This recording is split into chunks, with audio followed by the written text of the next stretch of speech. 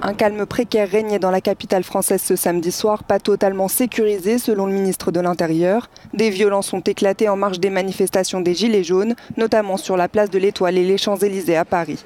Vitrines saccagées, voitures en feu, les échauffourées se sont propagées dans plusieurs autres quartiers, comme celui de l'Opéra. Un peu plus de 280 personnes ont été interpellées, au moins 95 blessés. Le président français a fait savoir depuis le G20 en Argentine qu'il n'accepterait jamais la violence. Des scènes de violence extraordinaires dans les rues de Paris ce samedi, alors que des milliers de personnes s'étaient une fois encore rassemblées pour manifester contre le gouvernement et le président français Emmanuel Macron. Le mouvement des Gilets jaunes se mobilise depuis maintenant 3 semaines et à chaque fois les mêmes scènes de violence se rejouent. Ce samedi, plusieurs voitures ont été incendiées dans la capitale française. La grande majorité des manifestants à qui j'ai parlé se sont déclarés opposés à ce que cela ne devienne le symbole de leur lutte.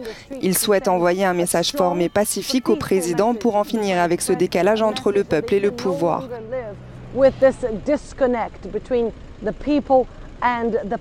Ils demandent à ce que le président prenne des mesures concrètes pour améliorer leurs conditions de vie et ils sont prêts à rester dans les rues aussi longtemps qu'il le faudra pour faire entendre leur voix. Annelise Borges in Paris for Euronews.